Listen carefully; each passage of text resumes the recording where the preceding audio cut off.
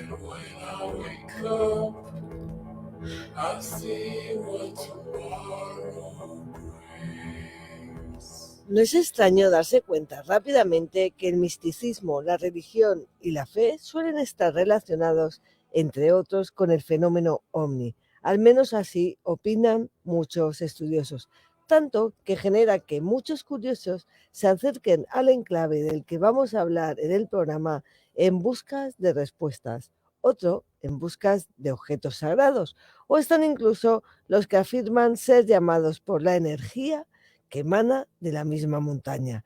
La lista de enigmas que tiene a sus espaldas es tan extensa como su fama, sus leyendas, como la que dice que su propia formación pudiera deberse a una acción divina.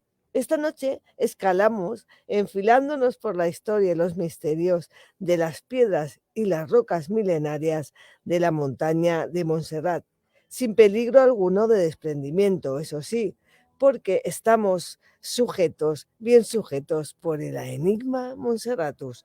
Bona nit, buenas noches, bienvenidos a Encants de Cinera. Ya sabéis que nos encanta que nos acompañéis. Comenzamos. Encants de Cinera, amb Marta Envit i Joan Cintas.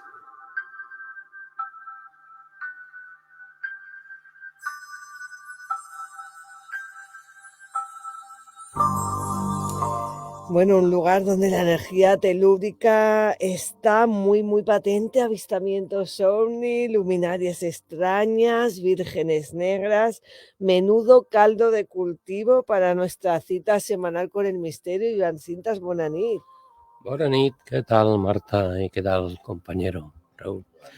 Pues sí, realmente hoy va a ligar concretamente lo histórico, la leyenda, el esoterismo, el ovni, tema ovni, bueno, Sí. va a ser tremendamente importante. Y Para tanto. esto, nuestro amigo y conocido.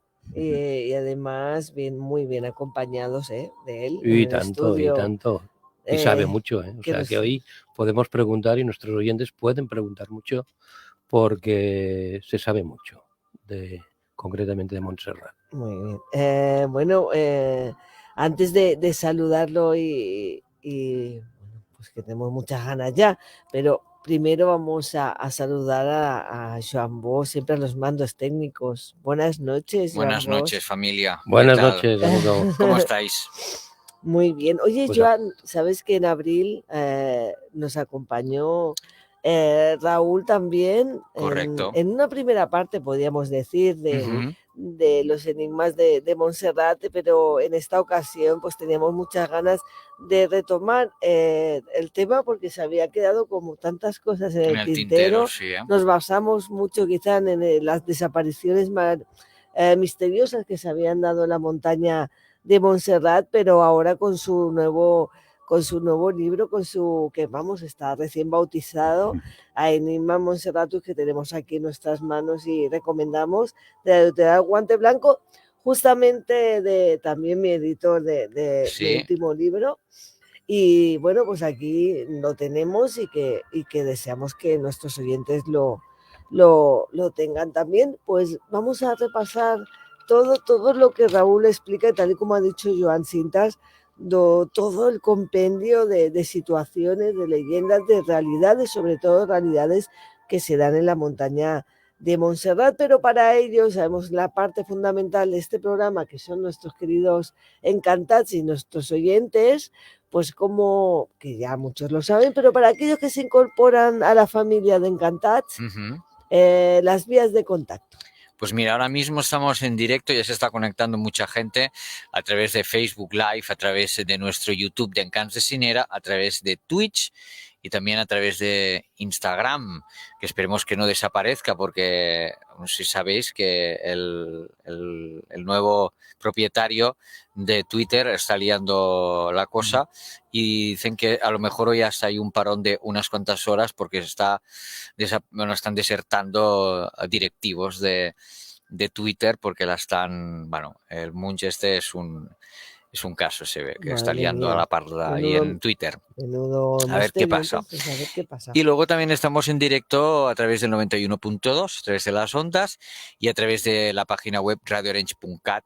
O sea que yo de vosotros no me perdería por nada el programa. Toda la gente que nos está saludando ya desde Twitch, nos están saludando desde YouTube y también desde Facebook. Por lo tanto, gracias a todos los que os vais uniendo al programa de hoy, que valdrá mucho la pena con nuestro invitado, que ya es como de la familia. Hombre, y tanto, y además es que es un placer que esté con nosotros, pero para aquellos que no lo conozcáis, bueno, vamos a presentarlo. Antes de saludarlo, es colaborador, Raúl Sacres es colaborador en diferentes medios de comunicación, tanto en radio como en televisión, es reportero del programa de la cadena de TV, Misteris en Sebastián d'Arbó, y ahora también es escritor, es divulgador, es comunicador, también es parte integrante del equipo de colaboradores de Cuarto Milenio, también del Magic International, vamos, tiene un amplio currículum y ahora sobre todo pues escritor de este maravilloso libro que recomendamos a Enigma Monserratus. Buenas noches, Raúl. Buenas noches y muchas gracias. Gracias Buenas a ti por noches. acompañarnos. Un placer enorme que estés en Encas de Sinera de nuevo. Un placer y grande. El placer es mutuo, vamos, siempre que me llamáis, nos comunicamos de alguna forma, ¿no? Como Magic Internacional, este fin de semana, que bueno, que estuvo muy bien, fue todo un éxito, y la verdad que hicisteis un programa, bueno, que la gente no sé cuándo lo emitiréis, no sé si lo emitiréis o no lo emitiréis. Sí, lo emitiremos porque además es que nos están escribiendo infinidades de oyentes que ¿dónde está el programa del Magic? ¿Dónde está? ¿No? 100% recomendable. De hecho, yo estaba allí, estaba atentísimo a todo lo que decíais y la verdad que 100% recomendable. De hecho, creo que de los programas que mejor quizás no habéis tenido ni siquiera el invitado, ¿no? Que habéis estado los dos ahí mano a mano dando con todos los misterios. Sí, esto lo tuvimos, lo hablamos y al final llegamos a la conclusión de que quizá en esta ocasión deberíamos de ser, no que no fueran valientes los demás, sino que en un principio íbamos a contarnos, íbamos a contar las cosas Joan y yo, que ya teníamos ocasión en el estudio y en el programa en general de contar con invitados y que quizá era una manera diferente de hacer el programa. Pues fue muy bien.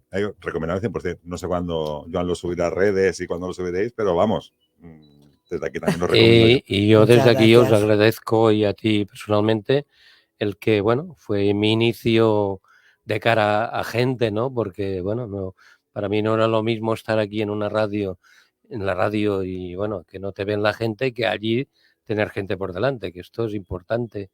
Y, bueno, lo pude asumir, no sé en qué grado tú lo podrás decir, pero bueno, lo asumí, que es lo importante. O sea que te lo agradezco. Muy bien. Y gracias al equipo técnico también de Magic, que nos facilitaron también todo. Alan, el técnico de sonido, la verdad es que también estuvo, en cuanto a algún problemilla que tuvimos, estuvo solventándolo, bueno, de Alan, primera mano. Siempre lo tengo secuestrado. Cualquier problema sé que me lo resuelve, con lo cual, Marta ya me lo dijo. Sea como sea, siempre está Alan ahí al lado. Exacto. Bueno, pues vamos a introducirnos ya en ese maravilloso mundo mágico de la montaña de Montserrat, que yo creo que muy poca gente no conoce la montaña de Montserrat, ya vengas de los puntos de donde vengas, y sobre todo, por ejemplo, si vienes de dirección de la gente que sube de Tarragona y de toda la parte sur de Cataluña, pues enseguida ya aparecen, ¿verdad? Que se ven desde muchos puntos. Y yo creo que es una montaña que desde lejos ya te embelesa. No solamente eso, sino que parece hipnótica, es como muy hipnotizadora, ¿no? Pero tan mágica es que hay que empezar por algún aspecto de ella y quizás el pasado es la mejor manera de iniciarnos esta noche en las hipótesis, sobre todo que se barajan a esa posible creación o cómo nació la montaña de Montserrat, Raúl. Mira, antes hacías referencia al tema más religioso, y el tema más religioso sí que es cierto que nos habla de una creación divina, vamos a llamarlo así. Esta creación divina viene referenciada por San Cirilo, que fue el primer obispo de la Iglesia Católica, de la Iglesia Cristiana, en el cual, pues de hecho, fíjate que el nombre Monserratus viene referido a esa primera descripción que hace San Cirilo. Es decir, sabemos todos que ahora en latín dicen mucho Monserrate, directamente. O sea, no es Montserrat, sino que es Monserrate. Pero Monserratos es la primera referencia que se coge de San Cirilo, que él viene a explicar en aquel documento firmado por él y sellado por él, viene a explicar que en el momento que a Jesús con aquella lanza de Longinos le atraviesan el cuerpo, en el momento que fallece Jesús, es el momento que aquella de las entrañas de la propia tierra surge en la montaña de Montserrat como por arte divino. Es decir, en el momento de la muerte de Jesús, tenemos que esta montaña nace del interior de la tierra como adorando, como marcando, digamos, un puntal o un momento histórico muy puesto, digamos, en ese sentido, pero que no es tal que así. Es decir, cuando hacemos un estudio geológico de lo que sería la montaña, nos encontramos con otra realidad. Este ya es el primer punto, digamos, a referir, que sería, digamos, el más cristiano. Pero evidentemente la geología nos demuestra otra cosa. ¿Qué nos demuestra la geología en ese sentido? Nos demuestra que hace millones y millones de años era la desembocadura, digamos que 3 ríos confluían muy caudalosos en aquel lugar, donde tenían su delta, o sea, su punto final en desembocadura que sería el mar, tenían en Montserrat ese punto final. Con lo cual, los sedimentos que se arrastraban de estos 3 grandes ríos se iban depositando directamente en lo que hoy conocemos como la montaña de Montserrat. Por eso tenemos también tantas cuevas, tenemos tantos pasadizos, porque el río, caprichosamente, los ríos van dejando aquellos sedimentos de forma aleatoria. Entonces se van fusionando, se van soldando con diferentes materiales también que son, digamos, de que arrastran todos los ríos. Es cierto que si te paseas por la montaña de Montserrat, encuentras fósiles marinos. Y estamos hablando que ahora Montserrat está a unos 60 kilómetros de distancia de lo que sería el mar Mediterráneo. O sea, entendamos de la época que nos estamos refiriendo. O sea, millones y millones de años atrás. Y esa es la creación que tiene la propia montaña. Luego, como tú decías, estaba también la teoría, supuestamente, de que, el efecto volcánico también alzara majestuosas aquellas agujas hacia el cielo, ¿no? Lo que pasa es que también la teoría, como he dicho, ¿no? El hecho de poderte pasear por ahí y encontrar fósiles marinos te asemeja más a esa realidad de que realmente era desembocadura de un delta. Pero claro, también por contra tenemos lo que es la Puda de Montserrat, aquel balneario en el cual tiene aguas termales y que de alguna forma, pues claro, también el efecto volcánico puede tener algo que ver o no, y de alguna forma, crearon aquella Puda por aquellas aguas termales que también tenía, digamos, a los propios pies de la montaña de Montserrat. Ya más cercano en el tiempo, pues en este recorrido que vamos a hacer esta noche, quizá uno de los primeros enigmas, aparte de su, pues cómo surgió la montaña, está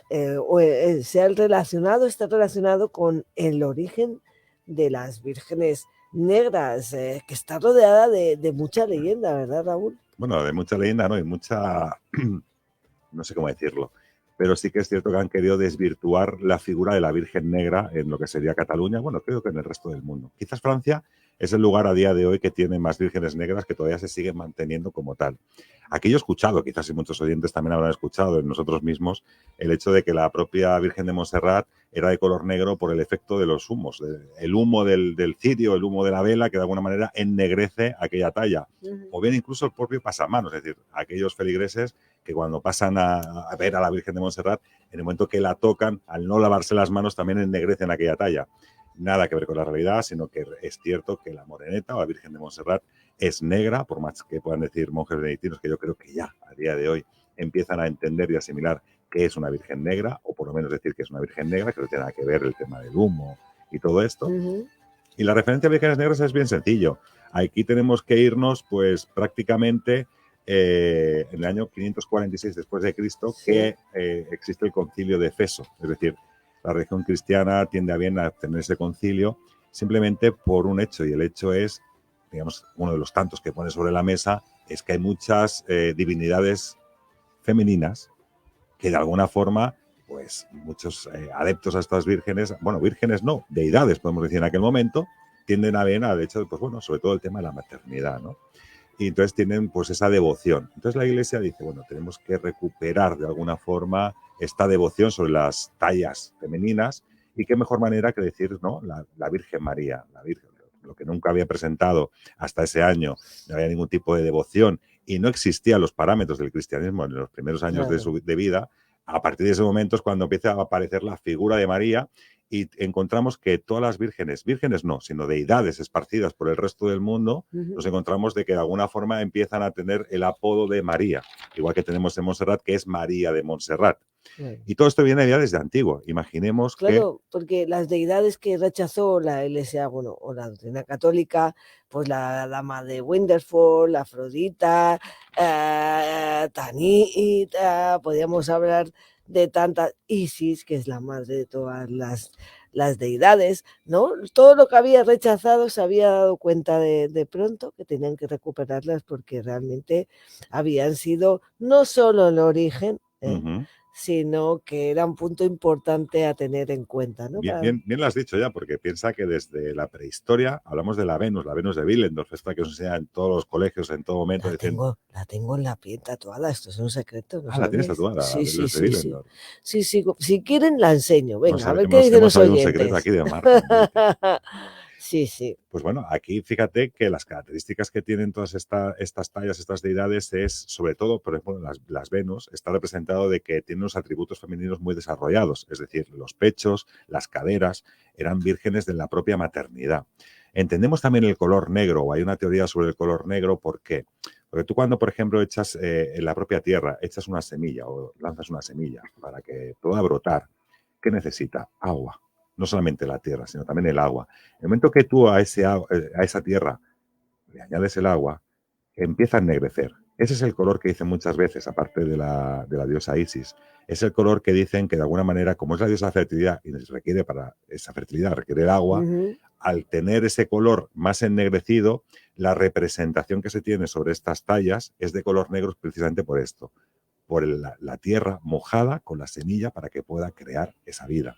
Qué bueno, qué interesante. Esto es lo que mucha gente desconoce y tiene siempre pues esa leyenda detrás, ¿no? Del humo, de los besos, de la suciedad, de los años. Sí. En cambio, pues has dado con esa clave, ¿no? Es decir, nada es casual, nada es el azar y entre ellos... la Virgen de Montserrat es por su color. De hecho, fíjate cómo es el descrédito sobre este tipo de tallas, que yo encontré, pues, en lo que sería la ciudad de Barcelona, encontré, Sant Pere Més Baix, en el número 16, hay una iglesia dedicada a la Virgen de la Ayuda, o Verge de la Ayuda, que se ve aquí en catalán. Sí. Esta Virgen es completamente negra, también es una talla completamente negra. Pero si tú ahora te acercas a esta iglesia, Sant Pere Més Baix, te vas a encontrar con una supuesta réplica. Y esta réplica lo que está hecha es como un color terrizo, no está pintada de color negro. Yo escucho, no, hay una Virgen negra aquí en Sant Pere Més Baix y tal. Yo me acerco y entro a la iglesia, me encuentro con aquella Virgen de color terrizo y al monje que estaba ahí al lado le digo, disculpa, bueno, disculpe, padre, digo, esto no es... No, esto es una réplica, claro, la auténtica está en el convento de Pompeya. Y bueno, para poder ver a esta talla y tal, pues te doy el teléfono, usted llama y se puede documentar. Dije, pero bueno, el color no corresponde con la realidad de la Virgen. Dice, bueno, sí, pero también está como ennegrecido. Digo, bueno, el marrón no es negro, realmente. O sea, si realmente veis lo que es la Virgen que actualmente preside aquella iglesia de la Ayuda, no tiene nada que ver. Pues bueno, sí que puede desplazarme, puede entender aquella historia, que además es una historia muy legendaria, muy similar también a la Virgen de Montserrat y que de hecho he hecho bastante énfasis aquí en Enigma Montserratus para explicar un poco cómo sería esta realidad, ¿no? Y entonces sí que me puede desplazar y tengo unas fotografías que también están publicadas directamente en el libro, que son las más actuales de la propia Virgen, que me costó Dios sabe cuánto. Tenemos imágenes. Creo que hay alguna imagen también en el archivo que le he pasado a Joan, le he pasado alguna imagen de la Verge de la Ayuda. Para aquellos que nos están viendo, no únicamente escuchando. A ver Tengo algunos, ¿me lo habéis enviado en mi correo? Sí. Vale, porque lo estoy mirando y no, ahora mismo no me ha llegado aún. Pues, ahora le paso a Marta, si no, otra vez mi correo. A ver si me llega. Bueno, pues la historia, como decía, la referencia a esta historia equivale a lo mismo. Esto estamos hablando del siglo XIV, que en un fajo de leña, bueno, una mujer va a buscar un fajo de leña a los bosques cercanos para calentar su casa. Sí. Y llegando prácticamente a muros de la ciudad de Barcelona, pues bueno, toma la decisión de querer descansar un poco. Deja esa leña aposentada en la tierra, descansa y al rato intenta levantar aquella leña y se encuentra que no puede levantarla, que el peso es enorme. Claro, va corriendo a buscar ayuda. Oye, ayudarme, que no puedo levantar esta leña, que no sé qué es lo que está pasando. Soy incapaz cuando la he traído desde los bosques. Sí. Cuando llegan los hombres también, entre mucha burla, evidentemente, intentan también levantar aquella leña y tampoco consiguen levantar aquella leña. Dicen, bueno, pues vamos a deshacer aquellas cordeles, aquellas ataduras que tiene la propia leña, y entre medio de aquella leña aparece la Virgen de la Ayuda, de color negro. Es tal el peso que recibe, al igual que la Virgen de Montserrat, que deciden directamente levantar una pequeña ermita en aquel lugar. Aquella ermita luego es la Madre de Dios, o como queramos referirla, recibe este nombre. ¿Y qué ocurre? Ocurre que en un momento dado ya prácticamente pues, hay un chico que es pescador, que unos piratas de Algeria lo secuestran y la madre va a pedirle a esta Virgen que por favor le ayude. Al cabo de unos meses, este chico aparece en la puerta de casa de su madre diciendo que había tenido un sueño recurrente durante varias noches, incluso que le estaba avisando en un momento dado cuándo tenía que escaparse de aquellos piratas de Argelia. Y este chico dice que la persona que le ha dicho en ese sueño recurrente es la misma Virgen que estaba expuesta a la misma calle, la calle donde hoy en día también está lo que es la iglesia. Entonces, a partir de aquí se corre la voz de que era una Virgen que ayudaba, en este caso, a los cristianos, que ayudaba, en este caso, a este pobre pescador, y a partir de aquí recibe el nombre de Virgen de la Ayuda. Y como digo, hace unos cuantos años se retiró esta Virgen de la Ayuda, ahora está custodiada en el convento de Pompeya, que como digo, también tengo las fotos con el monje custodio de esta talla y todas sus reliquias, y a partir de ese momento recibe el nombre de Virgen de la Ayuda. Pero volvemos a las mismas. Todo es, digamos, una similitud muy...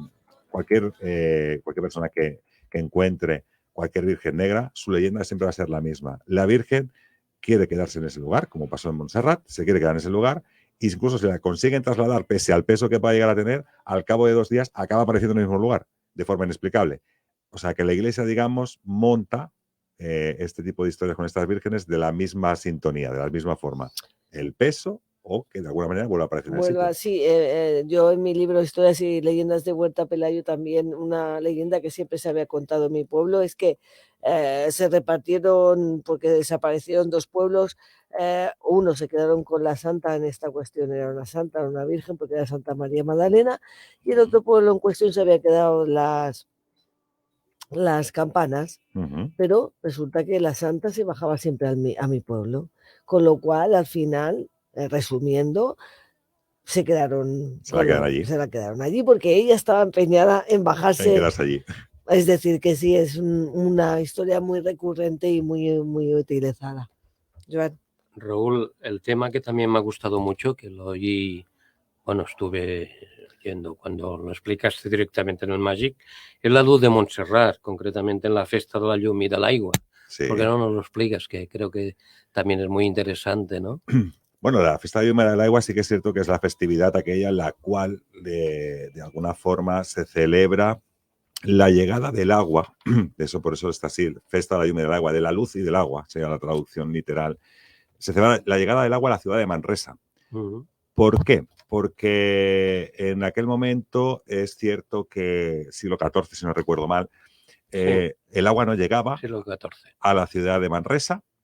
Entonces estaba el río Llobregat, evidentemente, que pasaba por la montaña de Montserrat, y había que hacer como un pequeño canal para que pudiera llegar a la ciudad de Manresa y dotarle de agua, porque claro, imaginemos, sin agua las pestes, enfermedades, una cantidad enorme de circunstancias que daban que la población no estuviera en condiciones.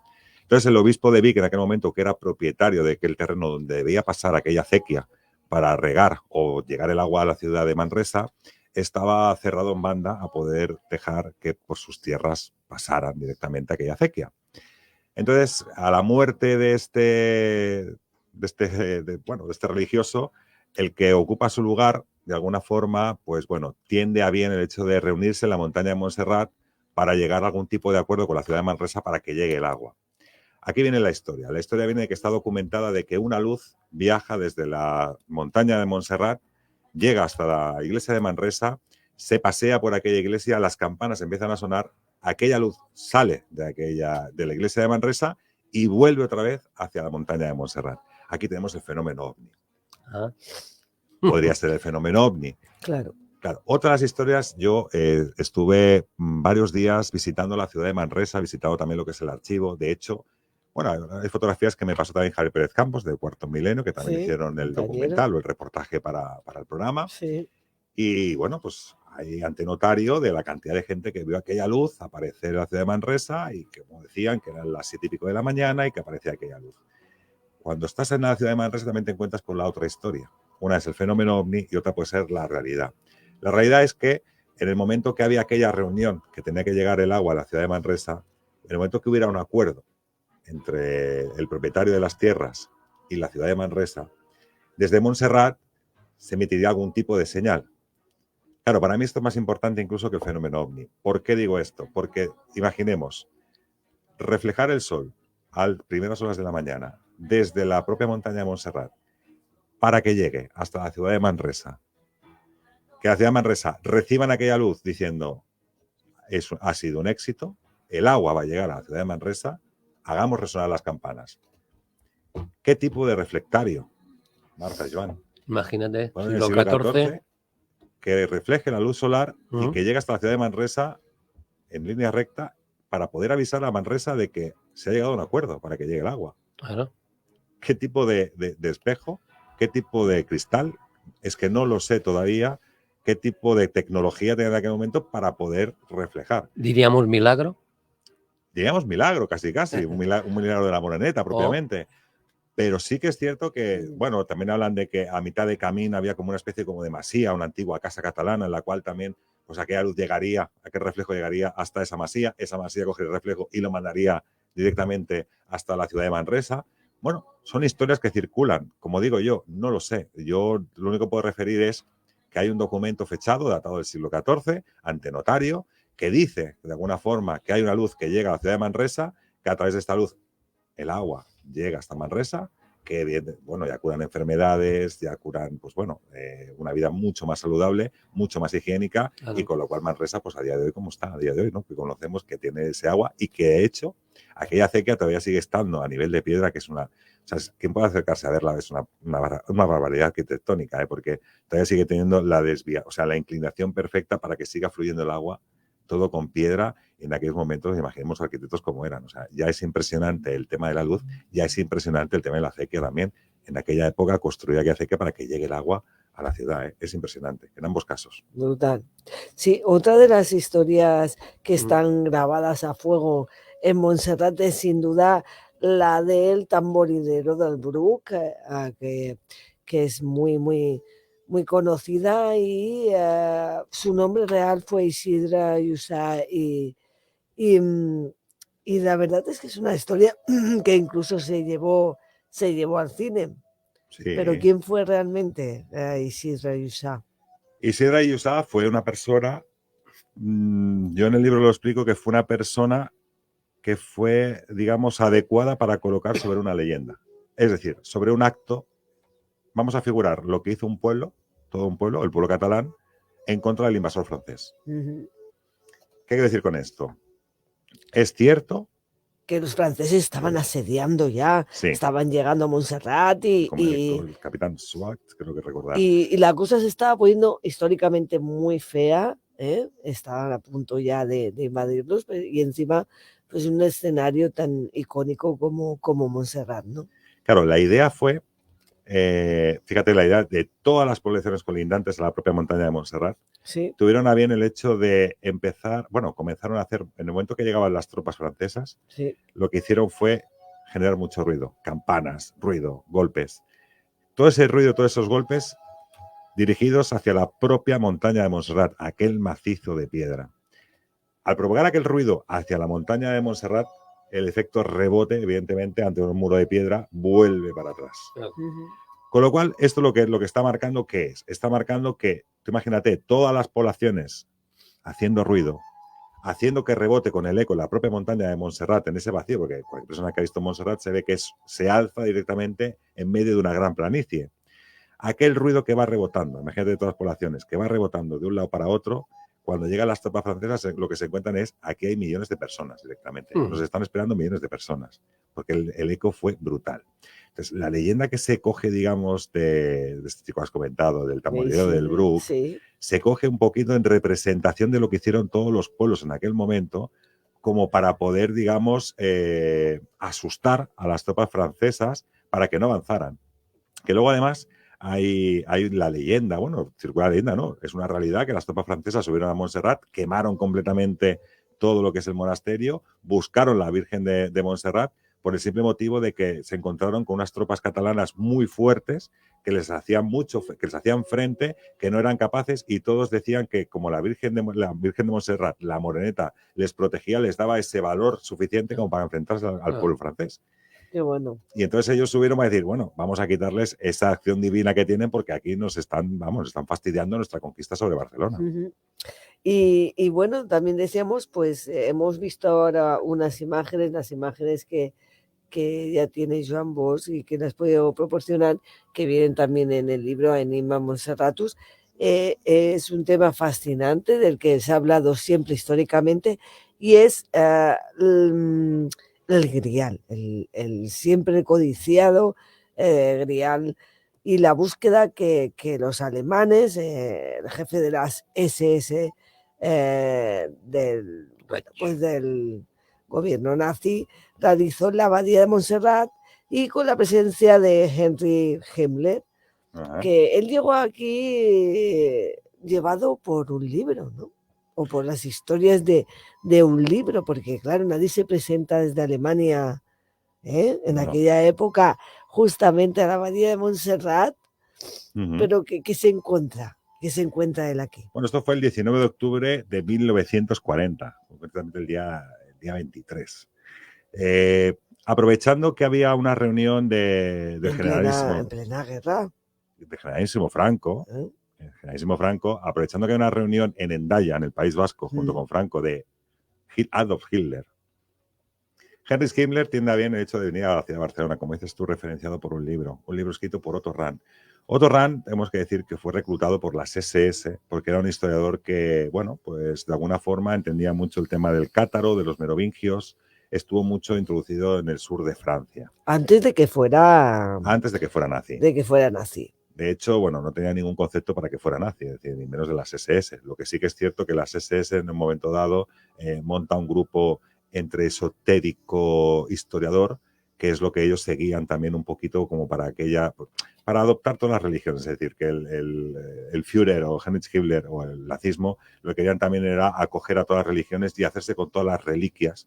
Porque claro, si yo tengo todas las reliquias del mundo a modo de creyentes, claro, me van a creer a mí porque lo tengo todo, evidentemente. No va a ser algo que quede diseminado, exacto. No era por creencia, sino era una herramienta a utilizar, ¿no? Dentro de su plan. Dentro del irminismo, que es lo que practicaban en este caso los nazis, que también explico un poco qué es el irminismo, sí que es cierto que, bueno, el tema de la raza aria y demás tiene su condominio, tiene su historia dentro del irminismo, ¿no? Ya digo que también lo explico un poco en el libro a grandes rasgos, simplemente para que la gente lo pueda entender. Vale. Pues es cierto que viene bajo las investigaciones de Otto Rahn persiguiendo lo que sería el Santo Grial.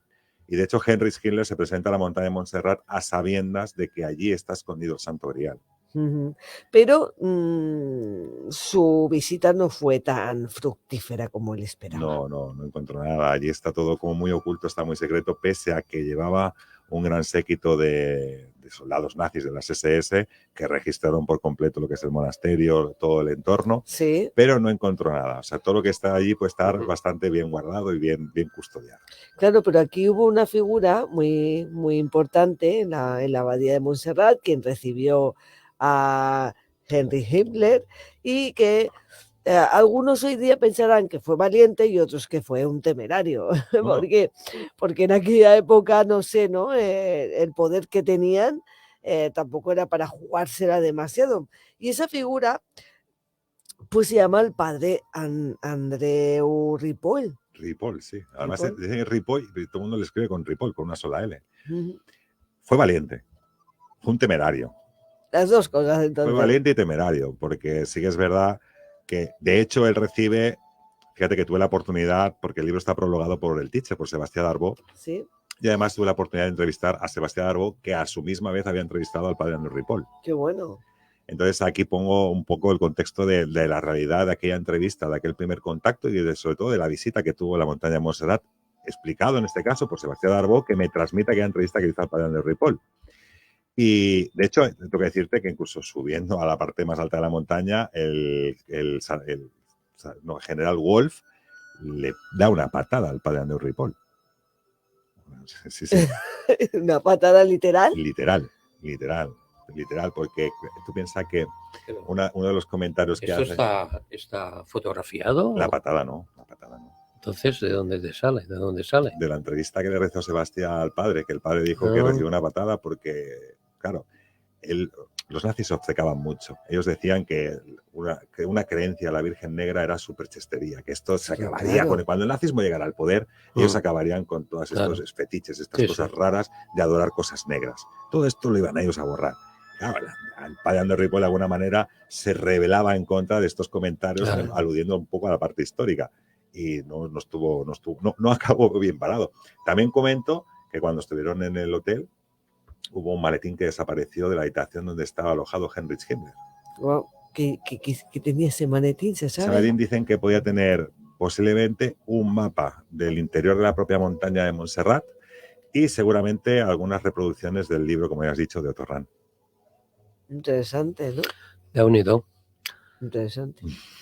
Interesante, como puede ser interesante lo que realmente tú sabes que me interesa y mucho, es el tema de los ovnis. ¿Qué sabemos concretamente de este señor, de Grifols, que, bueno, pues si ya era importante Montserrat, pues la hizo más importante con el tema del ovni? Explícanos un poco. No, yo creo más que Luis José Grifols fue más importante, o sea, no hizo más importante la montaña. Realmente, no, hombre, la historia de Montserrat nos dice que grandes personalidades han estado visitando la Moreneta, han estado visitando la montaña. Como he dicho, desde la antigüedad, como decía antes Marta, desde los íberos, los romanos, todos han pasado por ahí, han tenido en la montaña la figura mágica, religiosa de alguna forma, algo a lo que adorar realmente. Y a día de hoy sigue siendo algo a lo que adorar.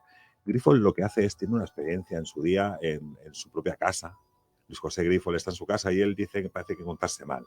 Está viendo la tele con su familia y parece encontrarse de alguna forma que se encuentra mal. De hecho, él pensaba que le iba a dar un ataque al corazón o que le iba a dar cualquier otro tipo de malestar, ¿no? A nivel de salud. Y lo típico que puede hacer cualquier persona que estemos aquí, ¿no? Que es levantarte y sales al balcón a que te dé un poquito de aire fresco y a ver si remontas de alguna forma. Claro. Él cuando sale en ese primer momento al que el balcón, ahí en Vilanova, como bien os he comentado antes, lo que ve sobre el mar Mediterráneo es una luz sobrevolando lo que sea el mar Mediterráneo. Él, claro, queda un poco patidifuso, ¿no? Queda un poco confundido de ver aquella luminaria sobrevolando el mar Mediterráneo. Bueno, aquella luminaria desaparece, él vuelve a entrar, parece que se recupera y está mejor. Pues no pasa prácticamente ni una semana que voy a tener esa sensación, ese malestar de nuevo en el cuerpo, como si le fuera un ataque al corazón. Y vuelve a salir a aquel balcón de Vilanova. Lo que encuentra es, otra vez, aquellas luces sobrevolando lo que es el mar Mediterráneo. Incluso él en aquel momento dice que corresponde que, incluso él dice, quiero que vayáis a la derecha y las luces van hacia la derecha, a la izquierda, como que mentalmente era capaz de controlar aquellas luces. Telepáticamente, vaya. Telepáticamente. A partir de aquí él empieza a tener sueños recurrentes en los cuales parece ser que avista ciertos acontecimientos venideros que van a ocurrir. Y además a más, pues yo creo que de alguna forma él también tiene en una montaña de Montserrat, porque claro, la contaminación lumínica es mínima, el hecho de poder, es la montaña mágica de Cataluña. Y él toma la decisión de cada 11 subir a la montaña de Montserrat a la observación de ovnis. ¿Por qué? También es cierto que hay muchos avistamientos de ovnis en la montaña de Montserrat, yo no puedo negar lo evidente, porque cuando tú visitas o hablas con la gente, de hecho recojo algunos avistamientos ovnis y contactos ovnis que hemos tenido en la propia montaña de Montserrat. ¿Y qué ocurre?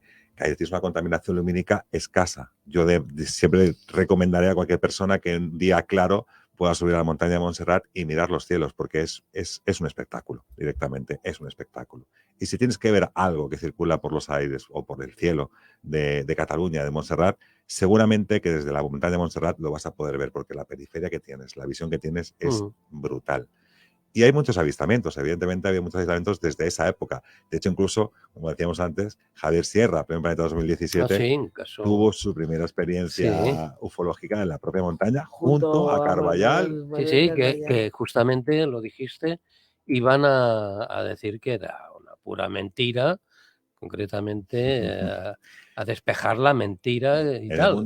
¿Y qué pasó? En el mundo del misterio, ¿quién no conoce a Manuel Carballal? Que él yo siempre digo lo mismo, le encanta el misterio puro y duro. Entonces, lo que no va a casarse con que tú me expliques algo y yo me lo voy a creer, lo voy a transmitir. No, yo quiero comprobar esa realidad. Entonces, Carballal y Javier Sierra, bueno, pues deciden quedar con Luis José Grifol en sus primeros años, que ya empezaba a ser un contexto ya elevado de que juntaba, bueno, mucha gente en la montaña de Montserrat, avistamientos ovnis, y Carballal venía con la idea fija de decir, voy a desmentir al farsante que está montando una historia a la propia montaña de Montserrat. No queda ni siquiera lo que es un día 11. Fíjate que creo que Javier Sierra tenía 16 años en aquel momento. He leído, Madre mía, un sí. nene, un niño. Era un niño, sí, esto, sí. ¿Y qué ocurre? Nos encontramos que, de alguna forma, ellos van, suben, bueno, Luis José Grifol les recoge con su coche deportivo, recoge a Carballal, recoge a Javier Sierra, suben a la montaña, suben a la esplanada, allí en el Barrandas de Aplas creo que es, suben allí y empiezan a hacer una entrevista vía, pues bueno, las grabadoras, empiezan la entrevista y de golpe, he escuchado esas grabaciones, Sí. De golpe el nerviosismo y el miedo aparecen. ¿Por qué? Porque aparece una bola bastante grandecito, prácticamente a unos 300, 200, 300 metros de distancia de sus cabezas, de color anaranjado, destelleando luces, bueno, luces no, chispas de color amarillo. Claro, cuando tú ves aquello, ya te digo, ni Luis José Grifol, ni Javier Sierra, ni Carballal. Los tres se quedaron, vamos, que dijeron, cogemos el coche y de camino a Barcelona, pero vamos, como arma que lleva el diablo. Sí. De hecho, fíjate que, hablando con Javier Sierra, decía, yo me quedé en la estación de San Sentado, que al día siguiente salía mi tren para Alicante, y no sabía ni dónde estaba. Esa fue la primera experiencia monserratina, o la primera experiencia ufológica que tuvo Javier Sierra, el buscador de ovnis, el buscador de misterios, que Javier Sierra, su primera experiencia ufológica la tuvo en la montaña de Montserrat. Bueno, y eso parece indicar pues un estado de shock postraumático totalmente, esa de quedarse quieto en la estación como Sí, pero además ocurriendo. Lo curioso fue, fijaros que semanas después van a revelar las fotografías. Y de los carretes que habían hecho fotografías de los días previos y demás, ningún problema. Pero los carretes que llevaban en aquel momento en las cámaras colgadas al hombro, se habían velado completamente. Ni Carballal, ni Javier Sierra, ni Luis José Grifol. Casualidad. Los carretes justos que estaban en aquel momento al exterior, vamos a llamarlo así, que no estaban dentro de las mochilas, quedaron completamente velados. Bueno, pues vamos a ver, porque nuestros encantados están súper atentos, Raúl, escuchando todo lo que nos estás contando, pero vamos a darle voz a ellos, que sé que están impacientes y con ganas de participar, que nosotros eso siempre lo celebramos.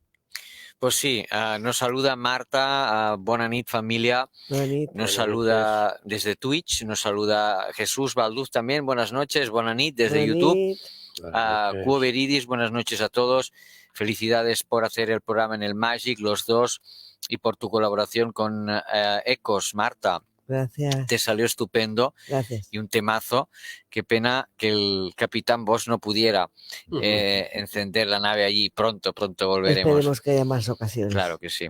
Marta también, bueno, dice vaya con Don Twitter. Ay, sí. Por el tema del señor. Bona nit, qué entrevista maravillosa, Zulema. Gracias. Andrés, buenas noches. No pude estar en el Magic, pero como el resto de oyentes, deseando escucharlo. Un gran programa el de hoy sobre misterios de Montserrat, y gracias a vuestro invitado Raúl Sacres por estar hoy en Encants de Cinera. Gracias, Andrés. Zulema dice muchas gracias, Raúl Sacres, a los presentadores del programa, a Joan Bosch, por deleitarnos con tan bello programa en Encants de Cinera. Los acompañamos desde Florianópolis, Brasil. Mira, gracias por seguirnos y escucharnos desde Brasil. Andrés Marsá, buenas noches a los tres. Gracias de antemano por el programa de hoy. Montserrat es mi montaña favorita. Gracias, Andrés. Isabel Fernández desde YouTube también. Bona nit y gracias por el programa. Gracias a ti. Andrés dice, una pregunta para Raúl, es si hay más información sobre una de las cuevas de Montserrat, Cova Freda, y los yacimientos arqueológicos que parece que datan del Neolítico. Muchas gracias. Gracias. Bueno, el estudio arqueológico que existe, lo que nos está hablando es de la población íbera, de la civilización íbera. En él es muy curioso, por eso decía que la montaña de Montserrat está considerada, yo para mí creo, en ese momento está considerada como algo ritualístico y mágico. ¿Por qué? Porque lo que se halló en una de las cuevas fue el cuerpo de un íbero. El esqueleto, vamos, en este caso. El esqueleto y todo su ajuar. Pero lo curioso es que también se halló una cabeza, es decir, una calavera. Algo que no corresponde con lo que podemos conocer con el ritual, con los rituales íberos. Evidentemente, no tenemos mucho conocimiento de todos los rituales íberos. Pero sí que es cierto que se halló, pues lo que digo yo, es el esqueleto de un íbero y la cabeza. Entendemos que los íberos también lo que hacían mucho es quemar lo que sean los cuerpos. Esos cuerpos los incineraban, los metían, cuando quedaban hechos reducidos a polvo, o trocitos de hueso también, que no siempre se quemaba todo, o se convertía todo en polvo. Los metían dentro de vasijas de cerámica, que por cierto, cabe decir que la cerámica montserratina también es conocida por ser cerámica montserratina, que tiene ese nombre porque están con las pechinas, con las almejas. Sí, correcto. Están, digamos, como dibujadas y demás, y es, digamos, una especie de cerámica que se considera montserratina porque se halló en el lugar.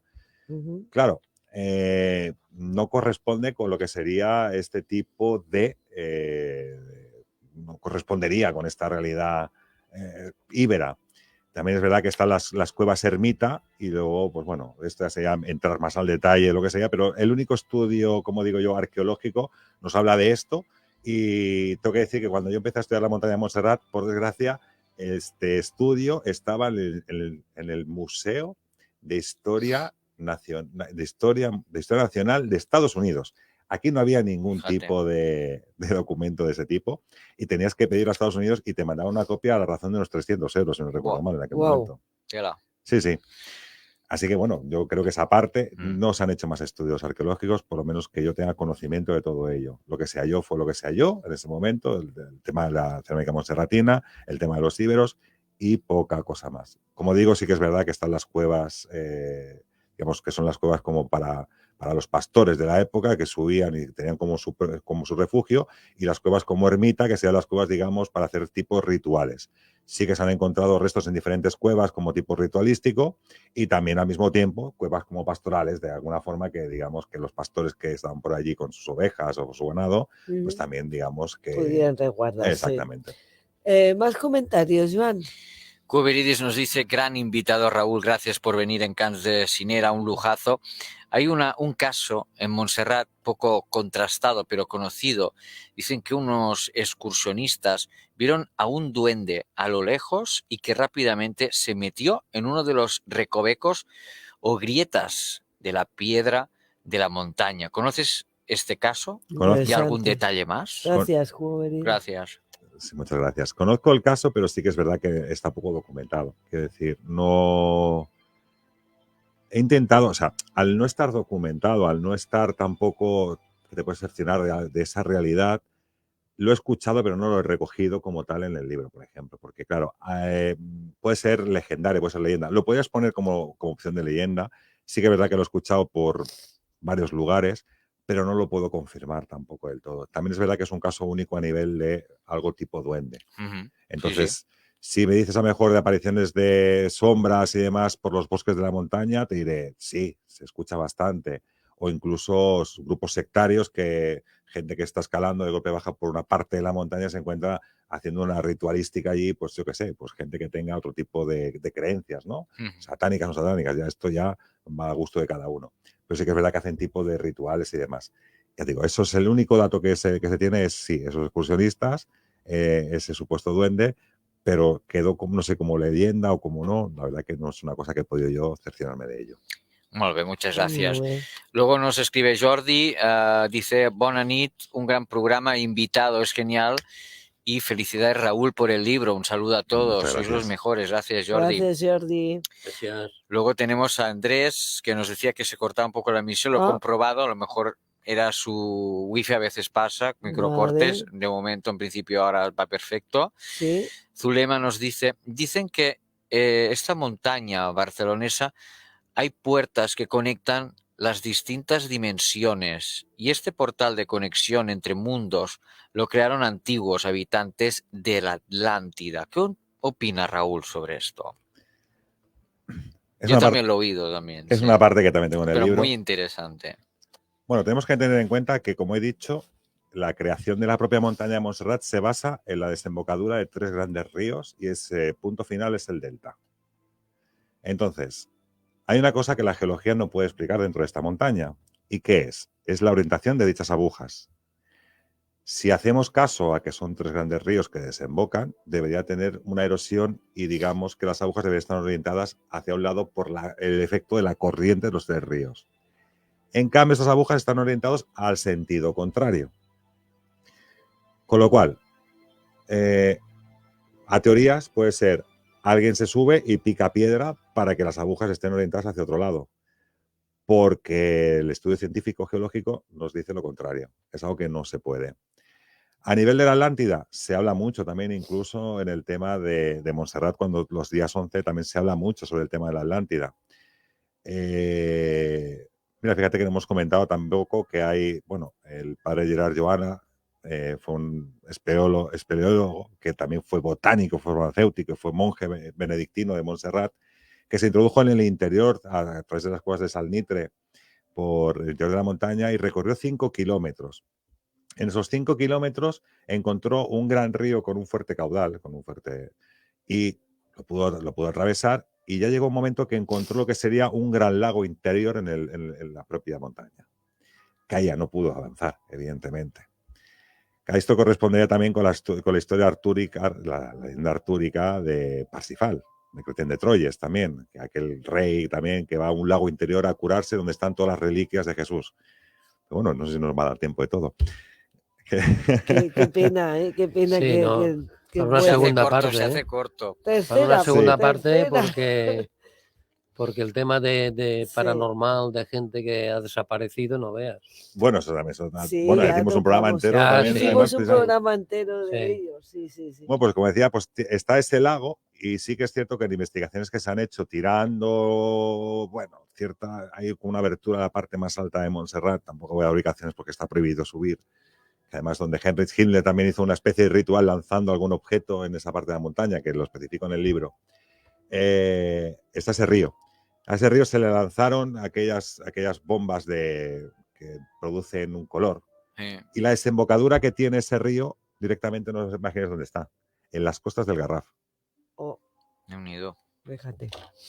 Que quizás muchos desaparecidos, si Sí. caen a esa pendiente de ese río, pueden acabar quizás en el fondo marino de las costas del Garraf. Sería una posibilidad, ¿eh? Aquellos cuerpos que nunca aparecen. Sí. No. Bueno. Y sobre puertas dimensionales, que yo creo que era la pregunta. Era esa pregunta. Montserrat tiene una magia enorme. O sea, Por eso le llaman la montaña sagrada, ¿no? La montaña mágica Montaña también. mágica y sagrada. y de hecho, tú puedes ir por un lado de la montaña y encontrarte muy bien, como si no hubieras caminado prácticamente más que 2 pasos, y a lo mejor llevas 4 kilómetros caminando, y vas por otra parte y a lo mejor te encuentras muy chafado, te encuentras mal. No todo el mundo tiene una experiencia en Montserrat. Y esto viene referido pues a esa parte energética, magnética que tiene la propia montaña. Como dicen muchas veces, como he encontrado mucha gente, me dice, esto es como una pila que tiene el positivo y que tiene el negativo. Claro. Y ahí te puedes encontrar de todo, claro. Ante esa fuerza telúrica, magnética, electromagnética, como quieras llamarle, la fuerza propiamente del agua que tiene en su propio interior, de alguna forma pueden abrir esos ciertos portales. ¿Por qué no? Evidentemente la fuerza está ahí. Y dar paso a fenómenos paranormales que van muy asociados con esas corrientes de aguas subterráneas. Mira, queda muy poquito tiempo, pero sí que me gustaría comentar que ha tenido mucho que ver también en el arte. En el arte ha pasado desapercibido, pero tú, en tu investigación, Raúl, has logrado llegar hasta el mismísimo Leonardo da Vinci. Sí, sí. Y en una de sus obras más importantes y conocidas, la Gioconda, la Mona Lisa, y alguna más. Y algunas más, pero no vamos a desvelar para que nuestros oyentes pues se hagan con Enigma Montserratus. Vamos a mencionar la Mona Lisa. ¿Qué secreto esconde? Mira, la Mona Lisa es curioso porque, mira, una cena normal entre amigos denota que hablando del código da Vinci de Dan Brown, claro, soy un friki de los misterios, evidentemente, y de la historia oculta, pues me preguntan, ¿no? Entonces, casualmente tenía la figura de la Santa Cena ahí y, bueno, voy a desvelar un poquito todo. la Santa Cena, y entonces yo cuando cojo la figura, al darle la vuelta, explicarles María Magdalena, lo que dice, la forma de V, el útero materno, Sí. largo, etcétera. Yo veo la figura de la Santa Cena por la parte de atrás y me recuerda mucho a algo. Yo vivía muy cercano, yo vivía en Piera, muy cercano a la montaña de Montserrat, donde yo cada día pasaba con el coche para ir a trabajar a Barcelona. Y eso fue que me metí de golpe y de lleno en Leonardo da Vinci. Claro, me tuve que meter en Leonardo da Vinci y, como digo, en la montaña de Montserrat para intentar averiguar qué pasaba. Y me encontré con la Gioconda. La Gioconda en su lado izquierdo tiene la difuminación, tiene como una montaña como difuminada, más o menos, se puede decir así. Creo que hay imágenes por ahí también que tiene Joan. Y que está como difuminada. Sí, las hemos puesto. Las has puesto. Vale. Entonces, sí que es cierto que esa imagen difuminada, mucha gente dice, es que quiero ocultar aquella parte de la montaña. Pero quien conoce Montserrat, conociendo que tiene agua interior, sabemos que siempre tiene mucha niebla. Es raro encontrar el día que no tiene niebla. Cuando va a llover, además, siempre está envuelta en un halo de... Bueno, y aquello que ya me llamó la atención. Entonces, justo en su parte derecha me encontré con un puente. Su parte derecha, debajo del hombro de la propia Gioconda, Sí. hay lo que sería un puente. Ajá. Y yo dije, Qué ¿y curioso. este puente? ¿Qué pinta aquí? Entonces investigo y entonces este puente me dicen que un historiador que es llamado Silvano Bensetti dice que es el puente Gobo, en el pueblo de Bobbio, Sí. en Italia. Ajá. Prácticamente entramos a unos 80-90 kilómetros de la ciudad natal de Leonardo. Sí. Y cuando se investiga a fondo esta Gioconda, sabemos que Leonardo da Vinci en sus cuadros ponía muchos códigos. De hecho, la propia Gioconda en el iris tiene la L y la V marcada de Leonardo da Vinci. Pues en el puente nos encontramos, que está también por ahí la imagen, un 7 y un 2 en uno de los puentes. Sí. En uno de los arcos, en el interior, hay un 7 y un 2. Ajá. Y yo me quedé mirando y dije, es que me suena mucho este puente. Este puente. Claro, porque el puente, tenemos que decir que el puente Bobbio, como Gobo, sé que se dice, la traducción de italiano es jorobado. ¿Jorobado por qué? Porque tiene, digamos, esos arcos son de diferentes tamaños, con lo cual lo que te da es una proporción de que subes, bajas, subes, bajas, subes, bajas. Ajá. Si vemos el puente que tiene la Gioconda, es completamente recto. Y claro, y el 7 de 2 me quedó un poco ahí que no sabía yo por qué. Entonces, ellos te dicen que en el 1472 el río Trebia destruye aquel puente, que lo vuelven a reconstruir, evidentemente, y que Leonardo hace esa referencia porque el puente se destruyó 25 o 30 años antes de que él pintara la Gioconda. Yo digo, no me tiene mucho sentido. Bueno, pero a día de hoy se denomina como tal, como el puente Bobbio, o sea, Bobbio, o sea, es así. Sí. Entonces yo me pongo a la investigación y digo, bueno, yo quiero saber este puente de Monistrol. Bueno, explico también la historia del puente de Monistrol, que es para que pasen los peregrinos a adorar a la Virgen de Montserrat de la propia montaña. Sí. Y me encuentro un estudio que se hace del antiguo puente de Monistrol de Montserrat. Ajá. En el cual te dice pues todo, te explica la realidad de ese puente. Sí. Y una de las realidades es que de los 5 arcos tiene 3, que el puente tiene 7 metros de diámetro por 2 y algo de ancho. El 7 y el 2. 7 y el 2. Que sería la correspondencia mayor. Quiero decir, yo cuando estudié en su día matemáticas, ahí me dijeron, cuando tengas que poner el radio, lo pones dentro de la circunferencia para saber qué es el diámetro. Y precisamente Leonardo lo que hace dentro de ese diámetro, dentro de ese arco, coloca ese 7 y ese 2. Con lo cual, la correspondencia, cada uno cuando lea el libro, cuando lo pueda ver de alguna forma, se dará cuenta que es más similar al puente Monistrol de Montserrat que no al puente Bobbio de Italia. Pues oye, llegados a este punto, yo creo que hemos dejado el listón muy alto, ¿eh? Y aparte de muchas cosas en el tintero, pero para eso invitamos a que se lean tu último trabajo, Raúl. Muchas gracias de verdad por habernos acompañado en Encants de Sinera. También quería decirle a nuestros oyentes que se han quedado muchos comentarios y preguntas por hacerte, pero el tiempo de Encants de Sinera es así que esperamos poder coincidir de nuevo prontito para que nos desveles y nos cuentes muchos más misterios. Mil gracias, Raúl. Claro que sí, a vosotros. Muchas Igualmente, gracias. Raúl, muchas gracias Joan. por tu atención y hasta la próxima. Hasta la próxima.